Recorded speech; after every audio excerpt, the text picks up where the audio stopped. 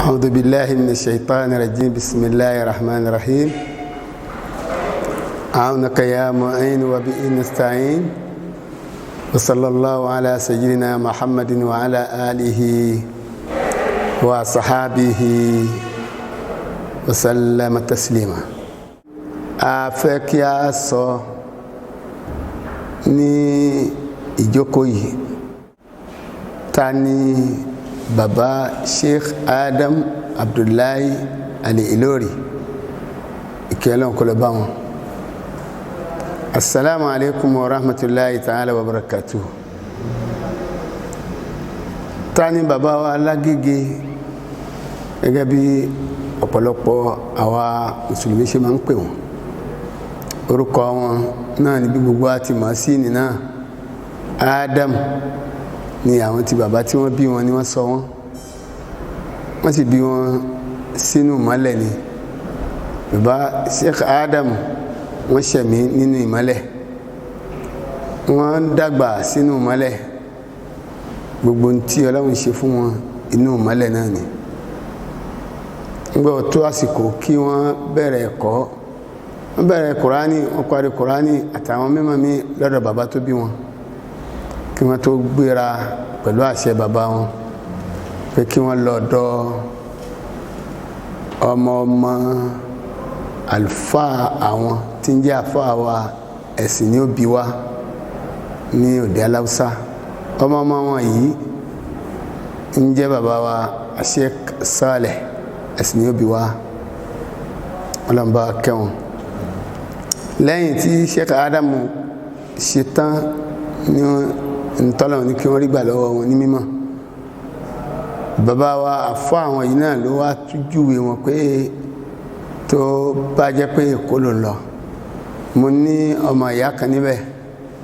tẹ̀gbọ́ntàbúrò ni wá, àfà ńlá lòun náà, kódà ibìkan náà láti jọ kéwù, ibìkan náà láti jọ wá lágbàjì lọ sọ́dọ̀ tiẹ̀ náà. Òun ni àfọ́ àwọn Umar Ahmad Tijani, ìmáàmù àgbàjì, ọlọ́mbà kẹ́ gbogbo wọn bẹ́ẹ̀. Látara bẹ́ẹ̀ ni bàbá tún wá ń lékún mímọ̀ sí pẹ̀lú lílò rẹ̀ lékún bí. Ọlọ́run dẹ̀ ní kí ìdàpọ̀ ṣẹlẹ̀ láàrin bàbá pẹ̀lú ọ̀pọ̀lọpọ̀ àwọn àlùfáà káàkiri ní Èkó náà, àmọ́ ẹni tó jẹ́ olórí wọn tí bàbá tó kéwú ní kéwú tó jẹ́ ńláńlá ti gbàlódé lọ́tún náà ni bàbá wa Sheikh Adam Namaji Al-Kanawi. Ọ̀dọ̀ bàbá yìí wọ́n ti ké gbogbo ń tàn pé ní mọ́ntìkì ni, bàlágà ni, falsafa ni, ilmul falaki ni wan nujum, ìṣáwù ni àtàwọn oríṣiríṣi mímọ̀ míì téèyàn fi mókè dáadáa. Látara tí wọ́n yẹn ó mú kí bàbá tó máa gbọ́ èdè Lárúbáwá dáadáa, wọ́n wá ń rí lò dáadáa pẹ̀lú àwọn ará Súríà àtàwọn Lebanon tí wọ́n wà lẹ́kọ̀ọ́ nígbà náà. Gbogbo wọn yìí kò yọ pé wọ́n ń kọ́ àwọn èèyàn ní kéwúlẹ̀ nílé lọ́dọ̀ wọn lẹ́kọ̀ọ́ nígbà náà. Gbogbo wọn yìí ó mú wọn lajú síbi ká máa kọ́ ń tá a bá mọ̀ àbí ń tá a bá gbọ́yé nínú ẹ̀kọ́, nínú ìtumọ̀ Al-Qur'ani náà ni, àbí ìtumọ̀ hadith, àbí àwọn ọ̀rọ̀ àwọn èèyàn ńláńlá. Kí níwọ̀n yìí ni bàbá sábà dáadáa wọ́n fi ní ìbáṣepọ̀ pẹ̀lú àwọn Lubnani àtàwọn Súríà tí wọ́n wà ní Lagos Island nígbà náà. Látara bẹ́ẹ̀ wọ́n ń ṣiṣẹ́ olùkọ́ni lọ́dọ̀ àwọn Ansarudeen fún bí ọdún mélòó kan. Ìṣiṣẹ́ tí wọ́n ń ṣe yẹn ó mú wọn tún ní àwọn tí wọ́n ń kọ́ kéwú dáadáa lẹ́kọ̀ọ́ nígbà náà, léyìí tí ó padà wá ṣàǹfààní fáwọn tán kọ́, kódà àwọn náà ṣàǹfààní ń bẹ. lára kíkọ nǹkan tí wọ́n ń kọ nǹkan ló gbé wọn dé Abẹ́òkúta nípa pé àkọ́kọ́ ilé òǹtẹ̀ ní Nàìjíríà yìí tó jẹ́ ilé òǹtẹ̀ ti Lárúbáwá Arabiya òǹtẹ̀ Arabiya Abẹ́òkúta ni bàbá tó ní ló wà ní gbogbo Nàìjíríà nígbà náà. àwọn pé bàbá náà ní bàbá Muhammad Juma Bangbola, ọmọ bàbá náà ní Ìmáàmù Jamiu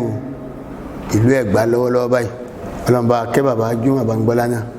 kó sì lọ́rọ̀ ẹ̀mí ọmọ wọn tí wọ́n jẹ́ ìmáàmù àgbà ní Abẹ́òkúta báyìí. ìsopọ̀ àbí ìdàpọ̀ yẹn tó sún bàbá dé Abẹ́òkúta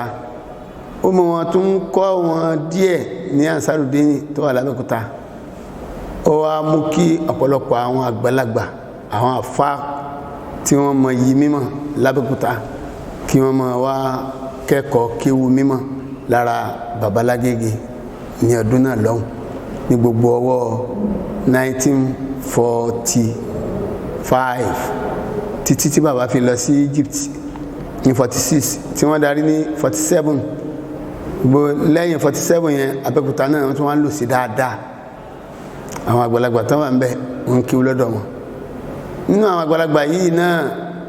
ni wọ́n ń fa àwọn ọmọ wọn wá pé ẹ wá lọ kí lọ́dọ̀ àfà tí àwa tá a jẹ́ àgbàlagbà tá a jẹ́ bàbá yín àmọ́ pé àà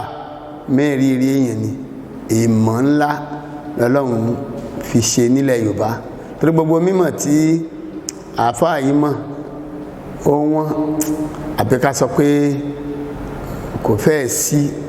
ní gbogbo agbègbè wa nílẹ̀ Yorùbá ńgbà náà. látara bẹ́ẹ̀ ni bàbá fi dá Markaz sílẹ̀ ní Abẹ́òkúta ní 1952. ká tó dá Markaz sílẹ̀ àwọn àfá àgbààgbà kan kí ó lọ́dọ̀ wọn. àwọn náà wá má wọn ọmọ wa nínú àwọn ọmọ tán mú wá ńgbà náà tí wọ́n ti ń jẹ́ bàbá fáwa báyìí. ọlọ́mọba kí àwọn tán ti lọ inú wọn ni bàbá wa Sheikh Sadruddin bí ó bá kú Ìmáàmù Gbàgùrà àtàná lọ́nba kẹwọn ọmọ ni wọ́n gbà náà fáwọn bàbá tí wọ́n fẹ́ràn Sheikh Adam. bàbá wa kan bẹ láti Ìbàdàn bàbá Ṣàyà Èkó làwọn tí ń jọ ọmọ kéwú fún bàbá Sheikh Adam kan tó dá Markaz sílẹ̀. kódà kan tó dá Markaz sílẹ̀ náà ni bàbá Saadu Bangbola tí ń jẹ́ ìmáàmù yìí náà ti wà lọ́dọ̀ Sheikh Adam. ìgbà wọn wá dálẹ̀ ní 1952. àwọn bàbá wa tí wọ́n kọ́ fi ṣàkọ́kọ́ náà ni bàbá wa Al-Imam Muhammad Raji Suleiman Al-Imam ọlọ́njẹ́kẹ́mi wọ́n gùn fún wa lábẹ́òkúta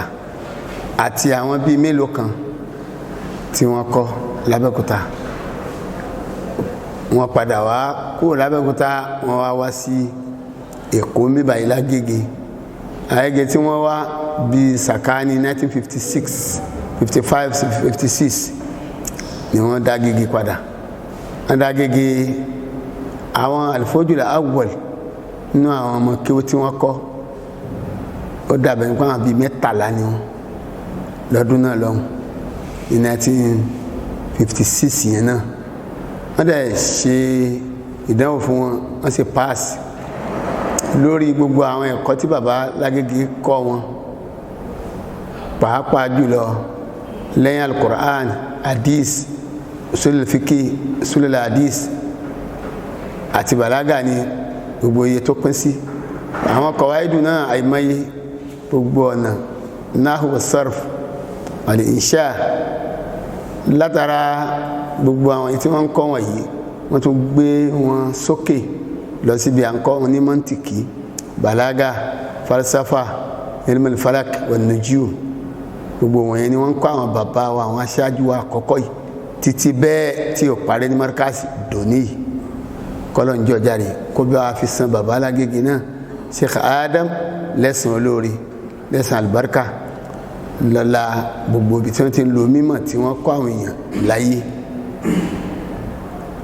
èèyàn wá ń rí lára Sheikh Adam gbólóhùn tọ́lọ́ ń sọ sí ara Ànábì wa Adam alayhi salatu wassalam wípé wa 'allama Adama al-asma'a kullaha. àmọ́ fi mímọ̀ mọ ádámà gbogbo mímọ̀ gbogbo náà la mọ̀ pé kò líyà tó wà ń bẹ̀ yẹn kò sẹ́dá tó lè mọ gbogbo nǹkan tán láéláé ègígé wọn bá tó yẹ kí ọmọ ànábì ádámà mọ̀ òun lọ́lọ́run fi mọ ànábì wa ádám al-awwal àwa nílẹ̀ yorùbá wa níhì àwa ń ròyìn àgbọ́yé áyà náà lára àlùfáà wa àgbà Sheikh Adam Abdullahi Al-Alori bí bàbá ti jẹ́ èèkàn ńlá nínú kákọ́ni ní kéwú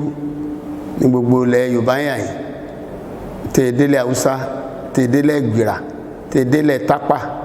ni wọ́n ń kọ́ àwọn ọmọ wa Ságégé ń bí ní gbogbo láti 1950 wọ̀nyẹn ní Abidjan Ivory Coast wọ́n mú àwọn ọmọ wa bá bàbá ní gbogbo 50 ọwọ́ gbẹ̀yìn 50 yẹn àti bẹ̀rẹ̀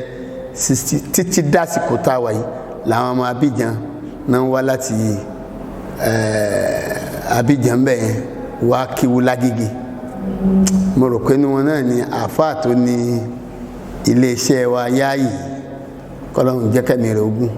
kó sì bá fàlùbáríkà sí iléeṣẹ́ ìgbóhùnsáfẹ́fẹ́ yìí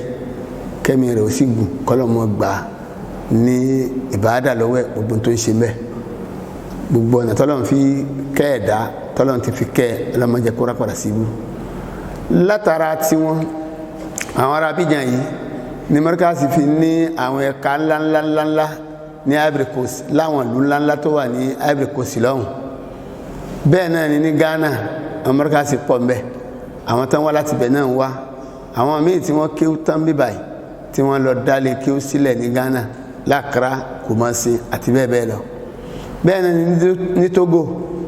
ní Lomé lọ́hùn àtàwọn ìlú kọ̀ọ̀kan níbẹ̀ àwọn mọ́ríkàsì tún wà mbẹ́ kátó wá sọ ní Nàìjíríà wà mí báyìí kódà Niger Republic àwọn mọ́ríkàsì wà mbẹ́ bẹ́ẹ̀ náà ni Chad ọlọ́run tó ní kí bàbá orí iṣẹ́ tí wọ́n gbé lọ́wọ́ tọ́lọ́run rán wọn tọ́lọ́run ní kí bàbá orí jẹ́ débi tán rí jẹ́ ọlọ́run kó jọ kó gbà lẹ́sìn lọ́wọ́ wọn gbogbo nta wa ń kọ́ lára àwọn ànábì ọlọ́run pátá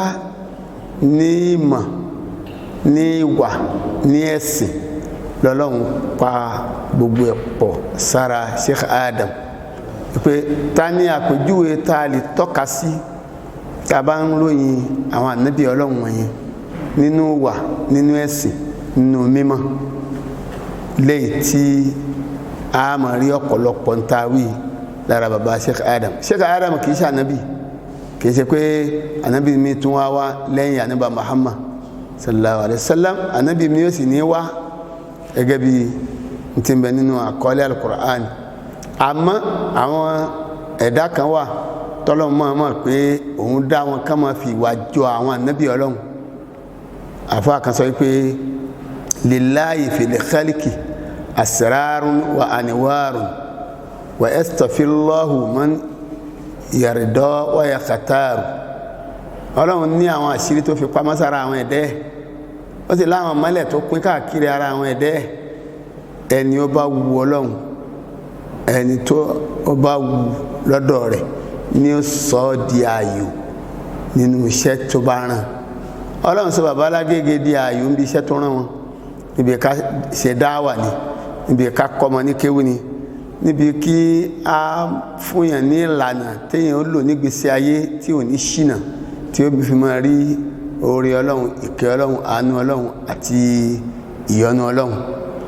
bẹ́ẹ̀ ṣe fẹ́ bá àwọn èèyàn lò bàbá Lágége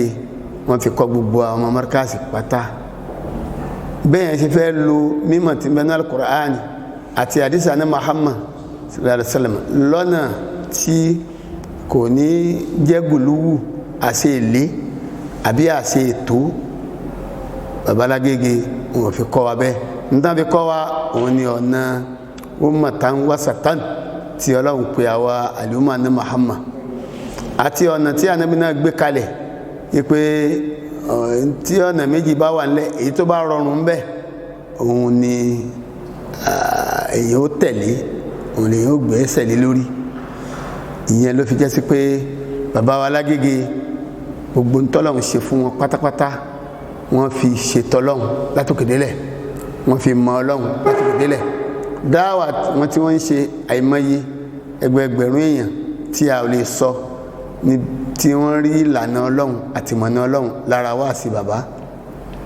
Nínú àwẹ̀ ni bàbá máa ṣe wáàsí rẹ́gẹ́dẹ́ lódindi oṣù kan yẹn, wọ́n á ṣe ní ọwọ́ ọ̀sán tí ó máa jẹ́ ẹ̀kọ́ fún àwọn ọmọ kéwú. Wọ́n tún máa ń ṣe lálẹ́ Ramadan tí ó jẹ́ ẹ̀kọ́ fún gbogbo àwọn àlùmọ̀, àwọn ará ọjà ní, àwọn oníṣẹ́ ọwọ́ ní. Alẹ́ Ramadan ni máa ń sábà wájú nínú ọgbà ní Markaz bí Lágége títí tí àwẹ̀ fi tán. Gbogbo orú wọ̀nyí ló mú kí ọ̀pọ̀lọpọ̀ Lágége yìí gan ẹlòmíì tí ò wá kéwú nínú ọgbà Markaz wọ́n sì fẹ́ dá fàtàn nípa wáàsí bàbá àti ẹ̀kọ́ tí wọ́n ń gbọ́ àti ìmọ̀nà àti ìlànà tí wọ́n ń gbọ́ tí bàbá máa ń sọ. Sheikh wa Adam Abdullahi Lalori ọlọ́mbà wa kẹwọn. Bí a bá tẹnubọ bí Sheikh Adam ti rí, a rí pé àwọn náà ni wọ́n gba wájú jù nípa àṣẹ dáwà ní àsìkò tí wọ́n yìí. Títí di bá a ti ń sọ̀rọ̀ yìí, àtúntì ìrírú ẹni tó dàbí Sheikh Adam. Níbi ká kọ́ni lẹ́kọ̀ọ́ láàrin ọjọ́ díẹ̀, láàrin ọdún díẹ̀, kí yẹn sì dàáfà àti gbogbo ayé ó mọ̀ pé àfà ńlá ni lágbájá. A ò fẹ́ rí lára ọ̀pọ̀lọpọ̀ àwọn àfà tí wọ́n ṣáájú, a rí lára àwọn tí wọ́n jọ lùgbà, kódà a rí lára àwọn ẹlòmíì tó dé lẹ́yìn wọn. Sheikh Adam tí ó bá kọ́ni lẹ́kọ̀ọ́ láàrin ọdún 4, ọmọ tán bá kọ́ ńgbà náà yóò dàáfà ńláńlá. Ìgbà tọ́jú ayé wa ń sáré bí ti ń sáré ló mú wọn sọ ọdún 4 yẹn di ọdún 8. Ẹ̀kọ́ tá ń kọ́ lọ́dún 7, 8 òun náà ni wọ́n ń kọ́ lọ́dún 2, 3, 4 níjọ́un lọ́dọ̀ gbogbo àwọn sàdáàtì wa tí wọ́n kọ́ dáadáa tó yẹjú. Àmọ́ ẹ jẹ́ á tún fààyè ilẹ̀ ká tún kọ́ àwọn oríṣiríṣi ẹ̀kọ́ mi àtọ̀làjú tá a fi mọ̀ bá ti lò. Òun ló sọ Markaz di kí bàbá fi dá tàwùjí sílẹ̀, alikisimu tàwùjí ìdálẹ̀ tán dálẹ̀. Ó sọ gbogbo ọmọ Markaz tó bá farabalẹ̀ ké tàwùjí yẹn di àfà ńláńlá ní ayé bí yóò tó bá lọ. Bí ó bá lọ sí yunifásitì lẹ́yìn tó jáde tàwùjí tán, àwọn tó bá lọ́hùn náà mọ̀ pé èèkàn ńlá ni ọmọ Markaz. Tí ó bá lọ dá ilé kéwú sílẹ̀ nílùú wọn ni o, lágbègbè ibì kan ni o, gbogbo àwọn tó bá wà nílùú yẹn ó mọ̀ pé eléyìí yàtọ̀ nínú àwọn àfáà táwọn ti ní. Bọ́bá jẹ́ pé wọ́n fi jẹ ìmáàmù nílùú wọn, wọ́n á mọ̀ pé látìgbà táwọn ti ń jẹ ìmáàmù tí ọmọ Markaz yìí ó yàtọ̀. Bẹ́ẹ̀ náà níbi tẹ́rìbíà, èèkàn ńlá ni bàbá mẹ́, ìmọ̀lẹ̀ ńlá ni bàbá mẹ́, kútùbù ńlá ni bàbá mẹ́. Níbi dáwà, èèmọ̀ ńlá ni bàbá mẹ́, kútùbù ńlá ni bàbá mẹ́, ìmọ̀lẹ̀ ńlá ni wọ́n mẹ́ tí ò lè wọ̀kùn láéláé. Àti bí ká kọ́ ni lẹ́sìn nímọ̀ níwà léyìí tí a bá bẹ̀rẹ̀ sí ní ròyìn wọn, a ò lè ròyìn bàbá tí ilẹ̀ ó fi ṣú. Èyí tá a kàn lè wí ni pé gbogbo iṣẹ́ tí wọ́n ṣe láyé pátápátá nǹkan ńlá ni gbogbo ẹ̀. Lẹ́yìn náà orípa gbogbo ẹ̀ ń fẹ̀ lọ sí ni, kò dínkù mọ́ rárá. Fúnra ara wọn náà ni wọ́n bọ́ kíláàsì tí wọ́n ń kọ́ ọmọ kéwú, àtọ̀ sí pé sọ́bjẹ́tì tí wọ́n bá pé fáwọn àfáà. Fúnra ara wọn ni wọ́n ń ṣe gbogbo nǹkan tó bá yẹ kí wọ́n ṣe. Fúnra wọn ni wọ́n ń yẹ ìdánwò ọmọlé kéwú pàápàá. Gbogbo ẹni tó bá ṣe ìdánwò tó bá máa gba ṣàhádà lọ́dọ̀ bàbá o, àwọn náà máa tún jókòó tán máa yẹ gbogbo ẹ̀ wò, tó ń ṣẹ̀ṣẹ̀ máa wá fún ní ṣàhádà pé mo jẹ́rìí sí tiẹ̀ yìí. Gbogbo orú wọn yìí ó mú bàbá jẹ́ àṣọ nínú àwọn ẹlẹgbẹ́ wọn. Lẹ́yìn náà tí ò lè mú kí orípa Sheikh Adam Abdullahi Lalori ó parẹ́ táyé ó fi parẹ́ ní pé gbogbo orípa àwọn bàbá tí wọ́n ṣáájú láwọn àlùfáà ńláńlá, kódà ẹlòmíì tó jẹ́ àfáà àdúgbò ni bàbá gbé yìí fún wọn sọ́dọ̀ àfáà ìlú. Ẹlòmíì tó jẹ́ àfáà ìlú ni àárín ìlú ẹ̀ náà ti mọ̀. Bàbá Lágége Sheikh Adam Abdullahi Lalori wọ́n sọ onítọ̀hún di àfáà gbogbo àgbáyé pẹ̀lú ìròyìn tán fún gbogbo àwọn bàbá wọ̀nyí láì mọye. Bàbá mi gan tí Sheikh Adam pàdé tí wọn ò mọ̀, àmọ́ wọ́n rí atẹ́gùn mímọ́ rẹ̀ àbákọ́ọ́lẹ̀ rẹ̀ bí ewé méjì mẹ́ta bàbá sì Sheikh Adam wọ́n sì ẹ̀láàjì ewé méjì mẹ́ta yẹn ó fẹ́ di bí ewé 100 tí gbogbo ayé ṣẹ̀ṣẹ̀ wá mọ̀ pé àṣà àwọn àfáà kan tún bẹ torí bàbá ó ṣèṣe pé èmi náà lọ̀gá gbogbo àfáà èmi náà ni òsírù mi láíláí èmi náà bàbá ò fi bẹ́ẹ̀ kọ́ wa wọ́n fi fáàrí kọ́ wa wọ́n fi ọ̀yájú kọ́ wa wọ́n fi ìwà ìmoore aláìmoore ẹ̀dá wọ́n fi kọ́ wa wọ́n fi irọ́ kọ́ wa wọ́n fi ọ̀dàlẹ̀ kọ́ wa wọ́n fi jàǹbá kọ́ wa wọ́n fi ká máa fẹnu ba èèyàn jẹ́ kọ́ wa ọmọ mẹ́ríkàsì rárá kódà bẹ́ẹ̀ lómi bá kú díẹ̀ káàtó bàbá ó fojú fo kú díẹ̀ káàtó rẹ̀ dáadáa tí ń bẹ lára rẹ̀ bó tilẹ̀ wó kéré mọ́ náà máa gbé sáyé. bá a ti sọ̀rọ̀ bàbá wa Lágége yìí a ò lè sọ tán táyé fi parẹ́ ìta kàmọ̀dájú ni pé rabbuka yakhluqu ma yasha'u wa yaqtaru ọlọ́run ọba a máa dá ní tó bá fẹ́ pẹ̀lú ní tó bá fẹ́ a sì máa ṣẹ̀ṣà ní tó bá fẹ́ lára àwọn ìdá tó bá dá ma kana lahumul khiyaratu subhanahu wa ta'ala amma yushrikun. lẹ́yìn bí a ti sọ ti bàbá bí ta sọ ọ́ dé náà ni pé orípa bàbá kò lè parẹ́ láéláé torí pé àwọn náà ò fẹ́ kórí pa àwọn tí wọ́n já síwájú àwọn parẹ́ kódà èyí tó bá fẹ́ parẹ́ táwọn àwọn èèyàn bá fẹ́ tẹ̀ mọ́lẹ̀ àbí tán fẹ́ bò mọ́lẹ̀ bàbá wa Sheikh Adam máa bí jáde ó máa yọ jáde asọ́di ńlá ìyẹn náà ni wọ́n ṣe lára bí wọ́n ṣe sọ ìtàn al-Islam fi Nàìjíríà wa Sheikh Usman bin Fodio ìyẹn ni ntí wọ́n ṣe lára Sheikh Usman bin Fodio tẹ́yìn bá lọ wo tírà yẹn dáadáa yẹn á rí àwọn ìròyìn ńláńlá tí bàbá ròyìn bẹ́ẹ̀ tẹ́yìn fẹ́ pé ṣé èèyàn dúdú ni bàbá ń ròyìn tó báyìí àbí ọmọ lárúbáwá ni irú bẹ́ẹ̀ ni bàbá ń ṣe lára gbogbo àwọn àfáà ńláńláńláńlá nílẹ̀ Yorùbá yìí nílẹ̀ Haúsá nílẹ̀ Berber nílẹ̀ Kánàmì ní Ìlọrin ládàáyẹrí Ọlọ́run dákun kó bá wa fi ṣe yọ́nú fún bàbá Sheikh Adam kó bá wa yọ́nú sí wọn kó bá wa kẹ́ wọn Allahu yarham sheikhana wa yaghfir lahu wa yarda anhu birahmatika ya arhamar rahimin. ẹni tó jẹ́ àrólé bàbá nínú àkọọ́lẹ̀ Ọlọ́run ni nínú ètò Ọlọ́run sì ni nínú mo fẹ́ Ọlọ́run òun lọ́lọ́run fi bàbá wa Mùlánà Sheikh Muhammad Habibullahi Adam Abdullahi Lalori ṣe àrólé fún bàbá Lágége fúnra Ọlọ́run ló gbéṣẹ́ náà lé bàbá wa Muhammad Habibu lọ́wọ́ torí èmi tí mo ń sọ̀rọ̀ yìí mo jẹ́ kan nínú àwọn àlùfáà ní Markaz ń bí láti 1982 mo sì lò ọdún 10 gbáko pẹ̀lú Sheikh Adam tá a fi wà lọ́dọ̀ wọn tí wọ́n fi papòdà ní 1992 bàbá Mudir tòní àwọn bàbá Mọ̀lánà Sheikh Adam bímọ púpọ̀ gbogbo wọn náà lọ́lọ́run sì ṣe ní ọmọ alálùbáríkà àmọ́ fúnra ara bàbá ni ó pe Mọ̀lánà Muhammad Habibullahi wá sínú ọgbà pé wàá máa ṣiṣẹ́ tí mò ń ṣe nínú ilé à ń kọ́ wọn ní kíláàsì Sheikh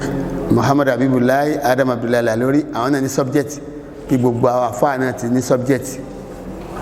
gbogbo ètò tó yẹ kájọ máa ṣe nínú ọgbà gbogbo ẹ̀ náà ni Sheikh Muhammad Habibullahi náà ń ṣe gbogbo tó yẹ kí wọ́n mọ̀ lára gbogbo àwọn àlùfáà lára ọmọ kéwú Markazi ni àwọn náà mọ̀ ń pa ẹ̀ dáadáa gbàtàkọ́lẹ̀ ṣẹlẹ̀ pé bàbá papòdà ní 92 èrò gbogbo àwọn àlùfáà ní ká mọ báṣẹ́ náà lọ ṣùgbọ́n láàrin ọdún 5 tí a lò àwọn oríṣiríṣi ìgbòkègbodò ó ṣẹlẹ̀ láàrin inú ọgbà nípa pé kí ni fúnra ara bàbá wọn ò là á mọ́lẹ̀ pé lágbájá mo fi ọ́ joyè báyìí mo fi ọ́ jẹ nǹkan báyìí ìwọ ni kò ṣe nǹkan báyìí wọ́n kọ́ ọ̀pọ̀lọpọ̀ wa sínú àkọsílẹ̀ pé ká máa mójútó markaz bẹ́ẹ̀mi ti kéré mọ́ níjọ́ náà lọ́hùn wọ́n kọ́ tèmi náà síbẹ̀ ẹni tó bá ní àkọsílẹ̀ yẹn lọ́wọ́ àmọ́ náà àkọsílẹ̀ yẹn wọ́n sọ pé àwọn bùn wá ní markaz pé àwa la ní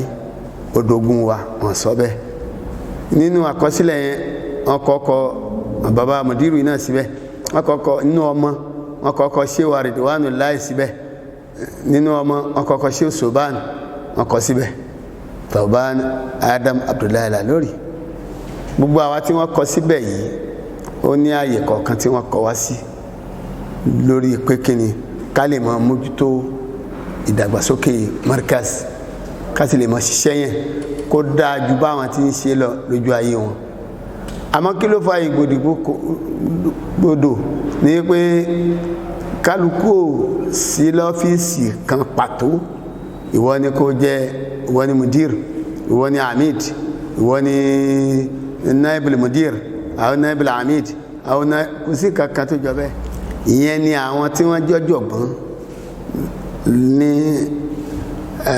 inú àwọn ẹni dáadáa láyé nílẹ̀ Yorùbá yìí ni wọ́n dìde sí pé ẹ jẹ́ ká ṣàmójútó iṣẹ́ bàbá kò gbọ́dọ̀ bàjẹ́ lábẹ́ àkóso àti àṣẹ bàbá wa ọlọ́lá wa Mai Martaba emir ìlú Ìlọrin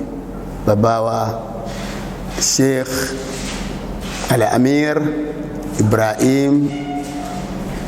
Gambari Zulkarnain Gambari wọ́n yan àwọn tí wọ́n jẹ́ lọ́yà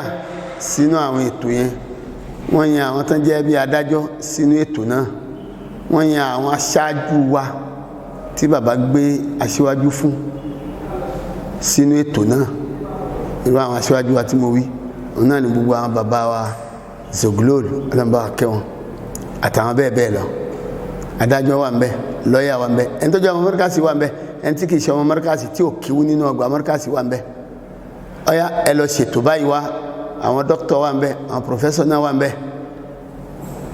ká fi wá ojútùú sí wàhálà tí ń bẹ nínú ọgbà mọ́ríkàsì àwọn náà wá dé ọ̀dọ̀ emir náà jẹ́ kó mọ̀ pé kò sí oyè kankan fẹ́ nìkan kò sẹ́ni tá a bi léèrè pé nǹkan báyìí ó ṣe rí báyìí nǹkan báyìí ó ṣe jẹ́ báyìí ọ̀yá iṣẹ́ tá a fún ẹ lọ́ọ́ ṣe iṣẹ́ tá a fún ẹ ò ṣe tó gbogbo orú wọ̀nyí ni wọ́n á lọ jíṣẹ́ ọ̀dà tó bá rí bẹ́ẹ̀ ẹ tún padà lọ ẹ tún lọ jòkó ẹ wá wá oyè ẹ wá wá àwọn èèyàn síbẹ̀ pẹ̀lú àṣẹ emir awatawi òun náà ni wọ́n fi wá yan àwọn oyè kan fún wa kí làwọn oyè náà bẹ̀rẹ̀ látòrí alimudir tàlẹ́ni tó tọ́ sí táwọn lè gbé fún oúnjẹ ọmọ kéwú ń jẹ́ òṣìṣẹ́ inú ọgbà ń sì ń jẹ́ ọmọ bíbí babalágége mẹ́tẹ̀ẹ̀ta yẹn kò pé mẹ́ta tán lára gbogbo àwọn afáwa yòókù tán jẹ́ ọmọ mọ́ríkàsì kódà lára àwọn tán jẹ́ ọmọ bíbí pàápàá mẹ́ta yẹn ò pé tán lójú ayé bàbá ní inú ọgbà ń bí pé ọmọ ni olùkọ́ tí ń sì ń ṣiṣẹ́ nínú ọgbà ni ẹlẹ́ẹ̀kẹta ó tún jẹ́ ọmọ kéwú babalágége gbogbo àwọn afáà Yorùbá yòókù wọ́n kéwú ní mọ́ríkàsì Ọlọ́run sì ti ní kí kálukú wọn kán wà ní àwọn àyè wọn tí kálù ẹlòmíì ti dálé kéwú lẹ̀ ẹlòmíì dájọ́ mọ́ lẹ̀ ẹlòmíì dájọ́ lẹ̀ nínú àwọn afáà wa tánjọ́ mọ́ Sheikh Adam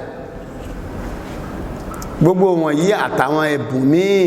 ni wọ́n rí ni wọ́n kó papọ̀ sára pé kí Muhammad Habibullahi Adam Abdullahi Lalori kó jẹ́ mudir kí ajiwa Mashhud nínú àwa tí à ń jẹ́ àfáà nínú ọgbà kan jẹ́ amid principal wọ́n sì yan àfáà wa Usman Olósùn ọlọ́mbà imam ọlọ́mbà kẹwọn wọ́n yàn wọ́n ní vice principal àti bẹ́ẹ̀ bẹ́ẹ̀ lọ ríyàn tí wọ́n yan mudir gbogbo ẹ̀ náà ó yọ Ọlọ́run ibi bolo ti yọ Ọlọ́run ni pé ó ṣe jẹ́ pé nínú gbogbo àwọn àfáà wa mudiru yìí nìkan ni bàbá pè wálé pé máa bọ̀ wá máa ṣiṣẹ́ nínú ọgbà kò yá wa àmọ́ yọ Ọlọ́run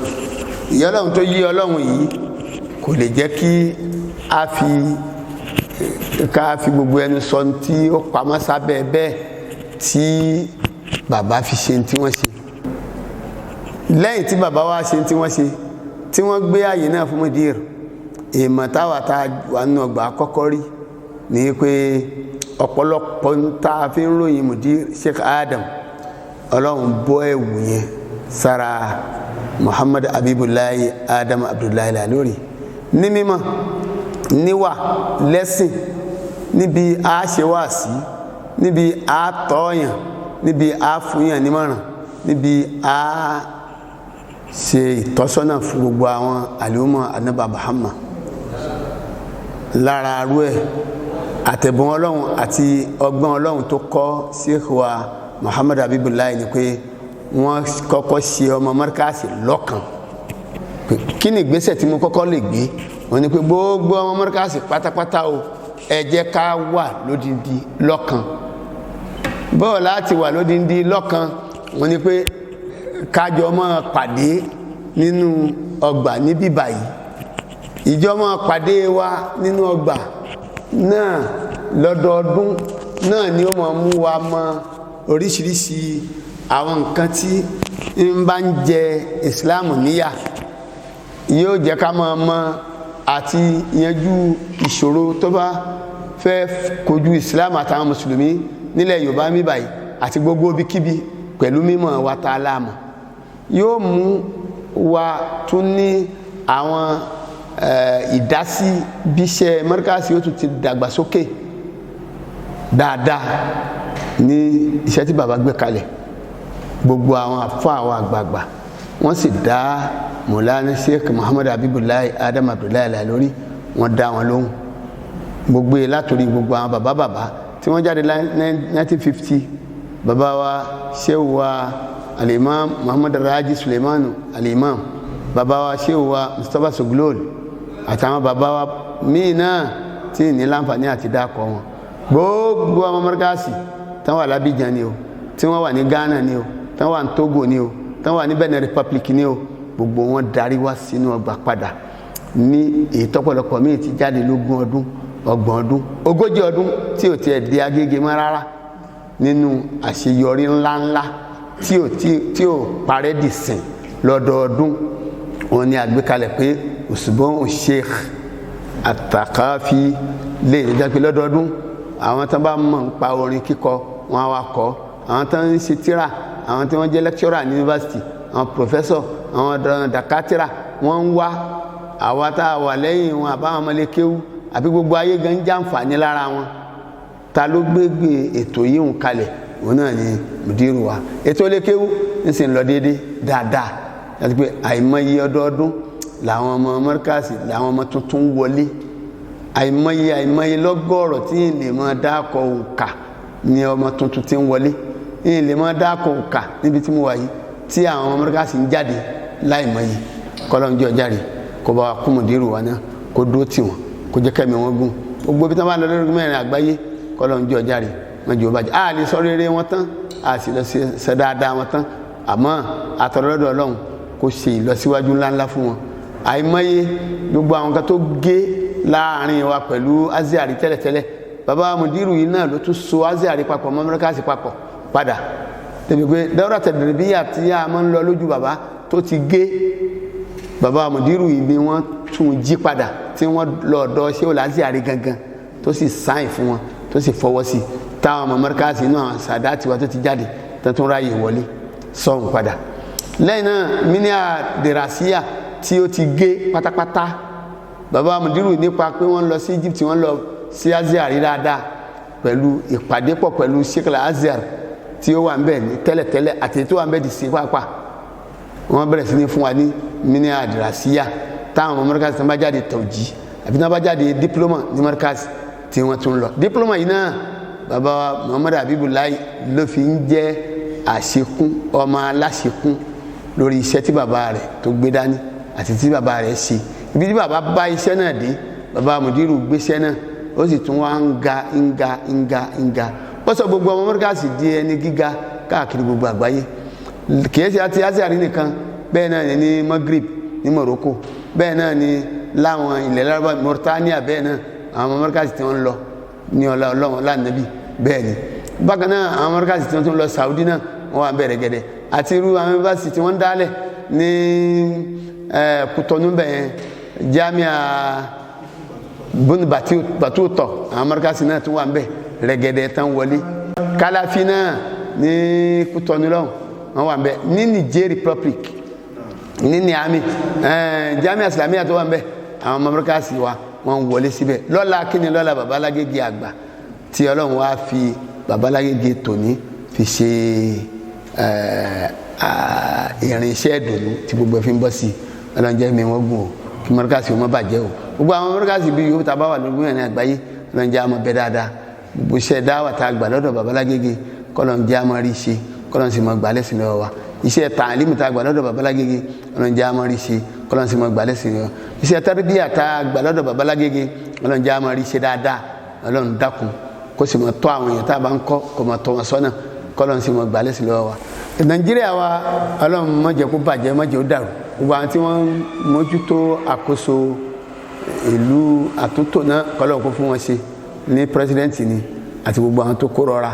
ní àwọn sínétọ̀ ni àti gbogbo àwọn tó ń jọ wà ń bẹ̀ ní àwọn gómìnà ni àtàwọn tó kó rọra Ọlọ́run kó dúró tì wọ́n kó tọ́ wọn sọ́nà Ọlọ́run kó tọ́ wọn sọ́nà dírẹ́bà ni wọ́n a ò lè wá nu mọ́tò tí dírẹ́bà ń wa mọ́tò ká máa wá ṣépèlé dírẹ́bà àbí ká máa lu dírẹ́bà àbí ká máa bú dírẹ́bà tí nǹkan kan bá ṣe dírẹ́bà yẹn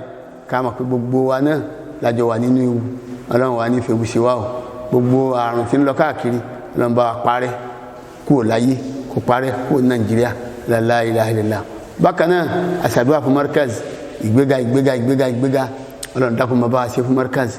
jù báyìí lọ ìgbéga fún àwọn àlùfáà wa ní Markaz yóò látòrí àwọn bàbá mudir fún ọmọ kí o Markaz tán ti jáde àtàwọn tán bẹ́ẹ̀ lọ́wọ́lọ́wọ́ Ọlọ́run dákun mẹ́jọ kára padà síbú Ọlọ́run má tú wa ká o ṣètáni èèyàn ṣètáni àlìjẹ̀nú Ọlọ́run má jẹ́ owó àárín wa la ilaha illallah ní àdáyẹrí àwa ṣàdúrà fún iléeṣẹ́ Yayi gbogbo àwọn pírójẹ́tì àwọn kankan tí wọ́n máa ń ṣe ó pọ̀ yàtọ̀ sí pé wọ́n ń gbé ọ̀rọ̀ àwọn ẹni Ọlọ́run káàkiri báyìí wọ́n á tún máa lọ sí prison yard ní ọ̀dọ̀ àwọn alátúnṣe tí wọ́n ń pè ní ẹ̀wọ̀n àmọ́ ìṣàtúnṣe ìwà náà ń pè wọ́n nísìn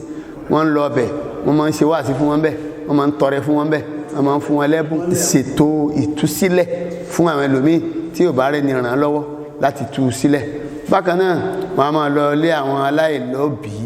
tí a róbì wọn wọ́n á fún wọn ní nǹkan bẹ́ẹ̀ wọ́n á ràn wọn lọ́wọ́ bẹ́ẹ̀ ẹni tó bá bẹ́ẹ̀ lọ léèwé ẹni tó bá bẹ́ẹ̀ lọ lé kíw wọ́n á sì tún fi ẹ̀sìn lọ́lẹ̀ ní gbogbo ibi tí wọ́n bá dé lórí mẹ́rin Nàìjíríà Ọlọ́run kó mọ̀ kún wọn yẹ́mi wọn gùn olùdarí iléeṣẹ́ náà Ọlọ́run dákun jẹ́ ogun lẹ́mìí gbogbo ọ̀nà bíbọ̀ àṣírí tọ́lọ́run mọ́ ṣe fẹ́ dà kọ́lọ́run bá wa ṣe fún gbogbo ẹ̀yin mùsùlùmí àwa tá a já lásìkí ẹrú àwọn tó yẹ ká máa ràn lọ́wọ́ ni ká máa dúró tì wọ́n ká máa kún wọn á máa ní ládá lónìí á ní ládá lọ́la á ní ládá níwájú Ọlọ́run á ní ládá tó bá di jọ́ gbọdọ̀ kíámà Ọlọ́run kójọ afọlátóbi rẹ bẹ̀wọ̀ Ọlọ́run bàbá wa Yayi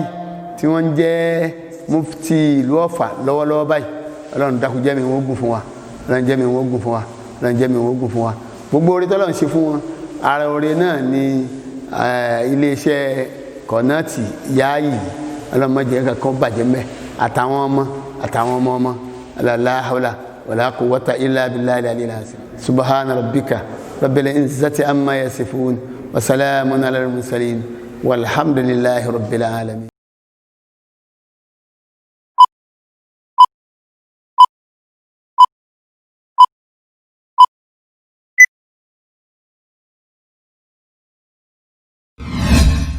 Yayi TV, promotion, for the production, Islamically. Yayi TV, Telefazo Yayi, al-ilmu fihi, al-khabaru fihi.